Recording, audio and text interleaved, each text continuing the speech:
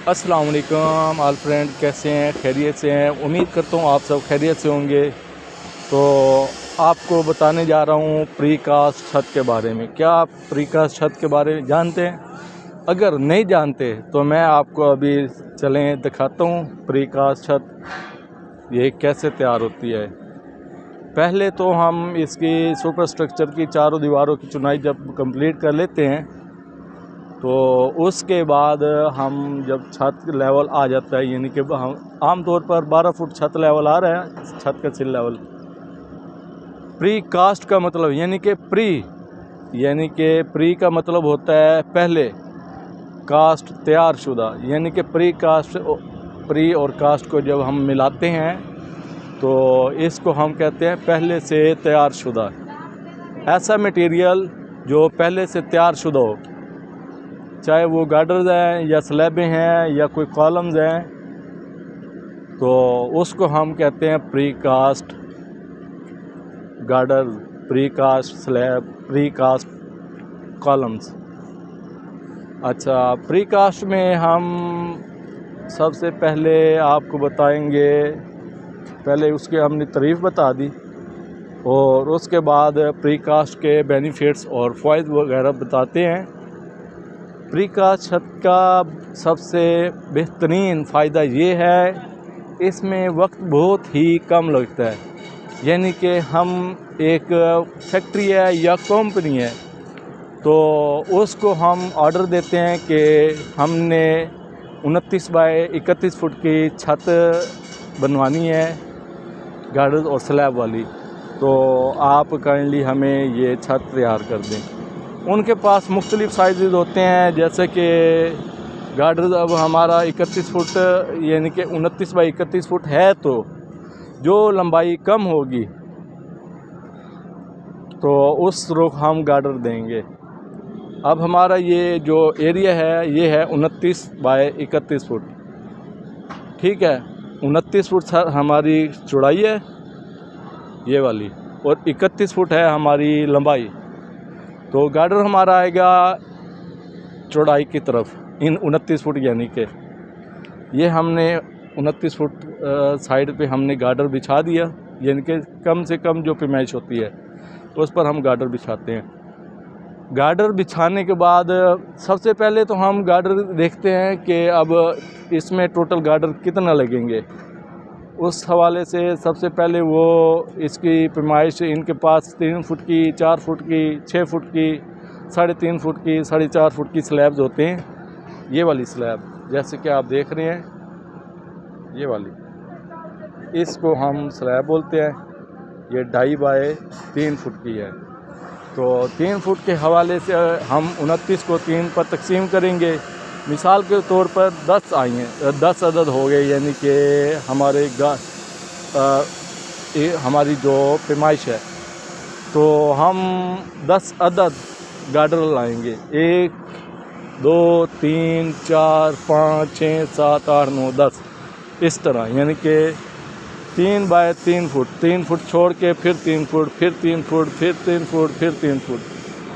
फिर जब गार्डर हम फिक्स कर लेंगे, आपको मैं कोशिश तो थी कि आपको छत के दौरान ही वीडियो दिखाता, लेकिन असल वजह ये बनी है कि साइट पर दूसरे दीगर मसाइल और साइटें मेरी बहुत सारी हैं, तो इस हवाले से मैं वीडियो ड्यूरिंग टू स्लैब या प्री कास्ट फिक्सिंग मैं नहीं बना सका, तो इसलिए मैंने अभी मेरा रेस्ट टाइम स्टार्ट हुआ तो मैंने कहा चलो आपको वीडियो शेयर कर दें अपने जो हमारे फ्रेश बहन भाई हैं जो कि इस सिविल से इंटरेस्टेड हैं, तो उस हवाले से मैंने आपको ये वीडियो शेयर कर रहा हूँ।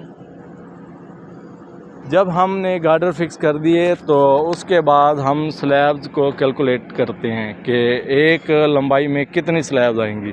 स्लैब हमारी है 1.5 फुट की, 1.5 फुट, और हमारी जो चौड़ाई है वो है 31 फुट, तो इसको हम 1.5 पर तकसीम करेंगे। मिसाल के तौर पर 35 स्लैबें आई हैं, तो इसके ऊपर 35 स्लैबें हम फिक्स कर देंगे। उसके बाद हम इस पर प्रीकास्ट रूफ हमारी आर्जी तौर पर फ़िलहाल तैयार हो गई।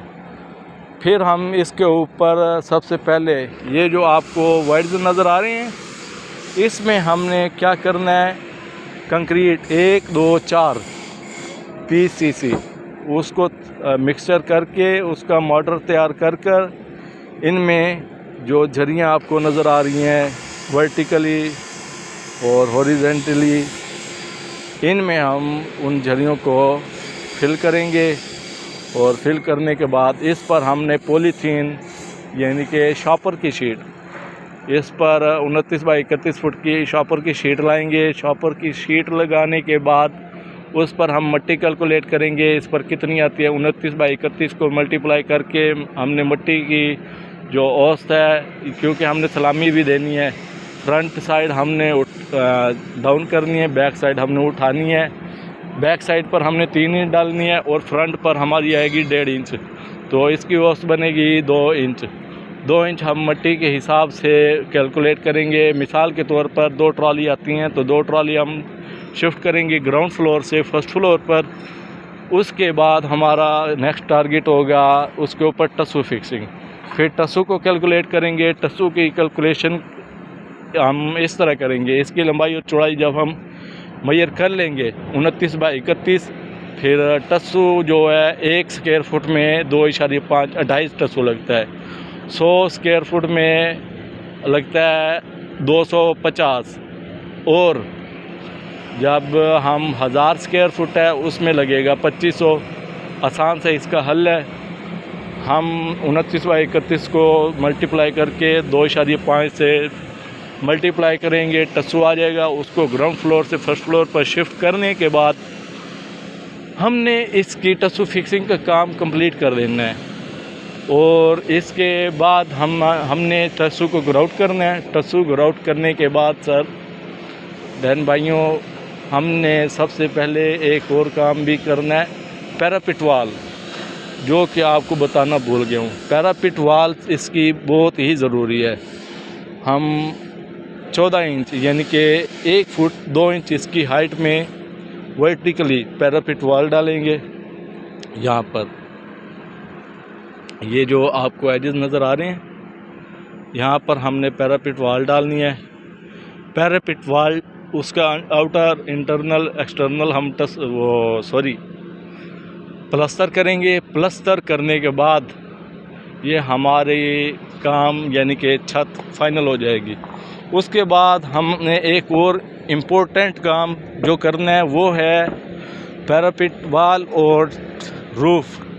जैसे ये पहले से एक अदद ये प्रीकास्ट रूफ़ तैयार है, हम इस टाइप का गोला तैयार कर देंगे। ये आपको शो हो रहा है, ये वाला ऐसे ही इसको हमने गोला लगाना है।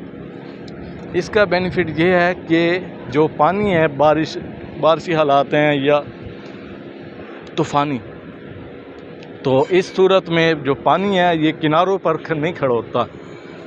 और अगर यहाँ पर हम गोला ना लगाते तो ये दीवारें पैरापिट और छत हमारी फेलियर का सबब भी हो सकती थी। तो इस हवाले से अब हमारी वीडियो कंप्लीट हुई और उम्मीद है आपको ये वीडियो बहुत पसंद आई होगी। तो इसके लिए जल्दी से मेरे चैनल को लाइक शेयर कमेंट ज़रूर कीजिए, ताकि मेरी हौसला अफजाई हो सके, मैं भी जानूं कि मेरी वीडियो प्रमोट हो सकती है और मैं बेहतर वीडियो बना सकता हूँ। आपकी जो है इम्पोर्टेंस और आपकी सपोर्ट की मुझे ज़रूरत है। तो काइंडली आप friends please like share comment और सब्सक्राइब ज़रूर कीजिए। साथ ही बेल आइकन का निशान भी ज़रूर प्रेस कीजिए, ताकि मेरी हर आने वाली ऐसी वीडियो आप पर बआसानी पहुंच सके। ठीक है, तो अब आपको करते हैं हम अल्लाह हाफिज़, गुड बाय, टाटा।